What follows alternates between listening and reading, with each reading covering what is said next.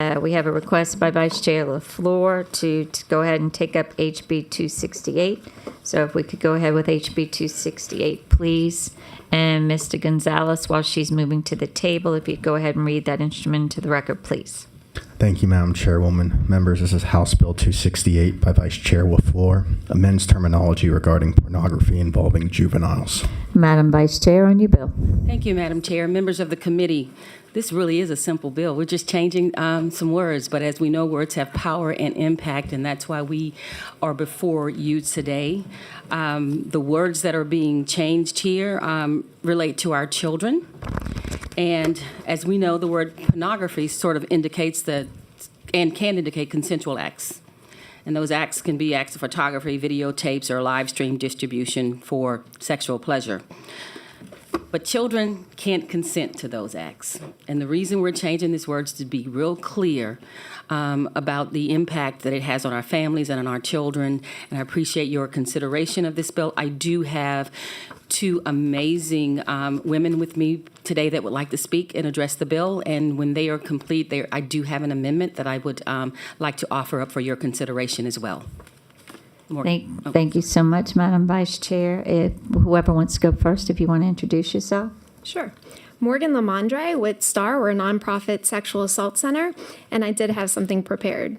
In 2014, I sat with a survivor during her interview with a detective. The detective told her he would charge the perpetrator with simple rape.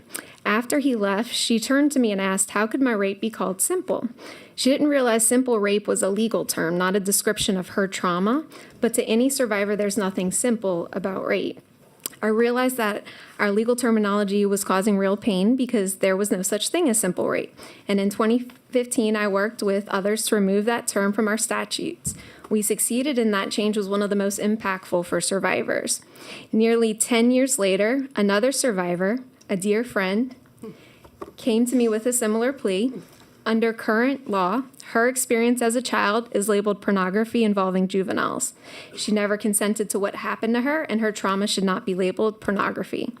How can the visual depiction and documentation of the sexual abuse of children be labeled with a word that implies consent? It is child sexual abuse, and that's what we should call it. A single word in the law can deepen a survivor's pain and make their healing journey nearly impossible. Here in committee, we often classify changes as technical or substantive. A technical change is a minor edit with no real impact, while a substantive change has meaning and significance. The revision before us might look technical on paper, but make no mistake for survivors, it is deeply substantive. It reflects their reality and will have a tremendous impact on their healing. Words matter, and they shape how we see justice and how survivors experience healing. There is no such thing as pornography involving juveniles, and no survivor's experience should ever be diminished by the words we use to describe it.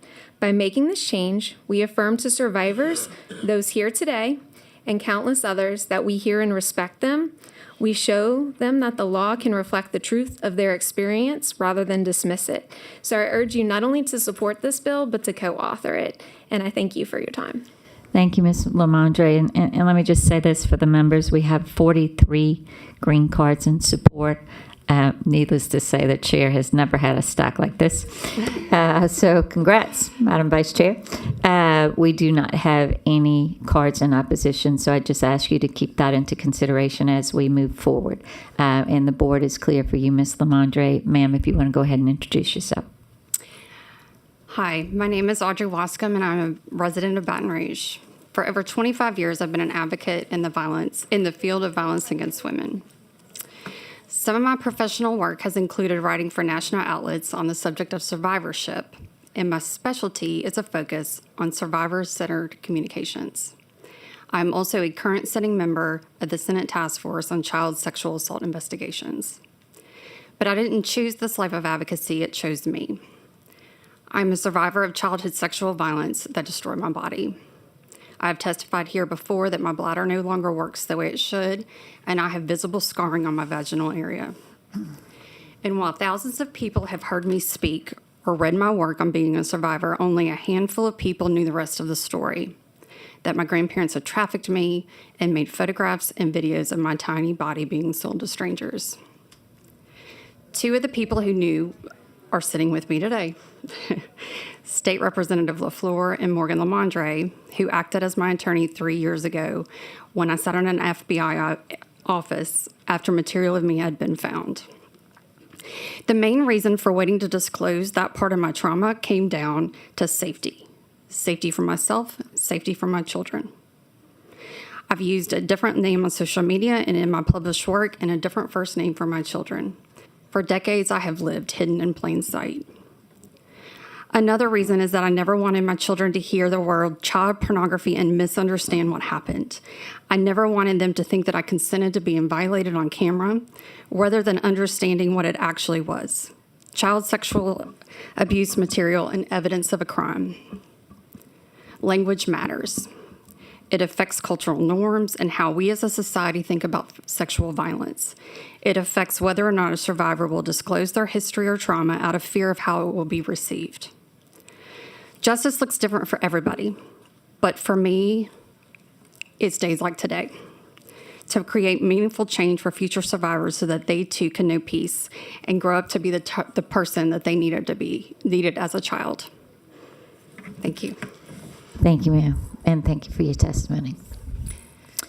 The board is clear. We have 3 green cards in support wishing to speak. Susan East Nelson, Louisiana Partnership for Children and Families. Zach Daniels, Executive Director of Louisiana District Attorneys Association. And Caitlin Mathern, I believe it's now BR.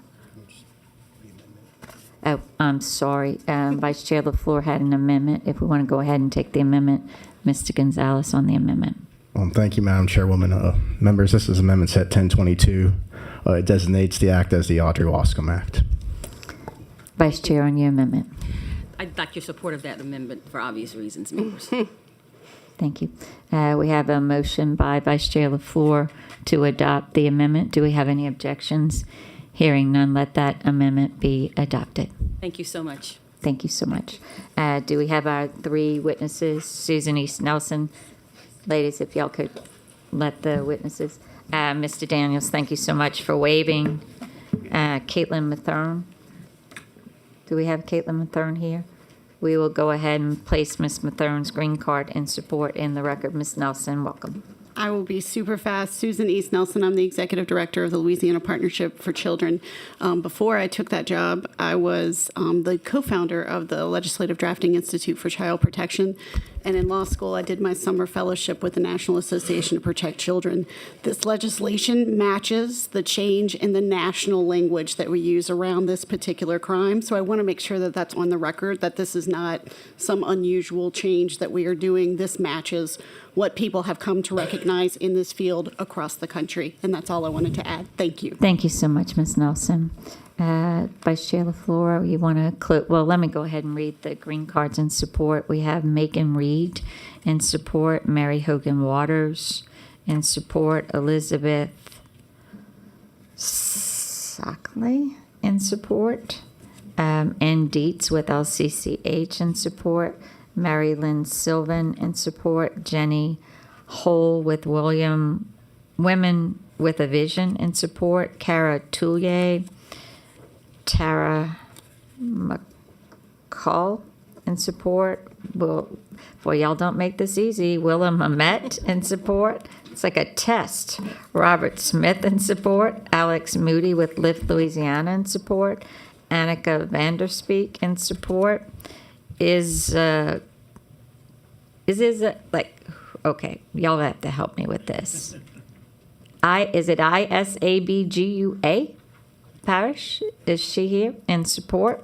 Sonia Milliman in support, Olivia Proctor in support, Jeremy Hyatt in support, Casey Corin in support, Keely Lewis with Women on Wednesday in support, Elizabeth Powers with Lift Louisiana in support, Jeffrey Darrensburg in support, Jacqueline Coute in support, Rowan Sharp in support, Molly Bush with Young Democrats of Louisiana in support, Alice Burke in support, Eric Wascombe in support, Crystal Scrantz, Louisiana Coalition Against Domestic Violence in support, Christy Richardson, Louisiana Coalition Against Domestic Violence in support, Caitlin Joshua in support, Michelle Ehrenberg, Lift Louisiana, Darius Wilson, both in support, Grace Ockfield in support, Colin Touye in support, Vanita Pryor in support, or Juanita, Molly Thornton, Lift, Louisiana, Angela Adkins, 10,000 Women, Louisiana, Michelle Downans, Lift, Lauren McIntyre, Harmony Hobbs, and Julie Schramm Harris, all in support. Madam Chair, you want to close on your bill? Thank you for your consideration, members. Appreciate your favorable passage. We have a motion by Vice Chair LaFleur to report HB 268 as amended.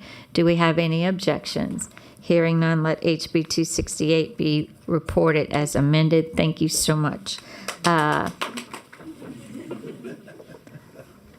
can't, normally I would chastise, but I can't on that bill. So you're just fine. I understand. It's a very emotional and important piece of legislation. Thank you.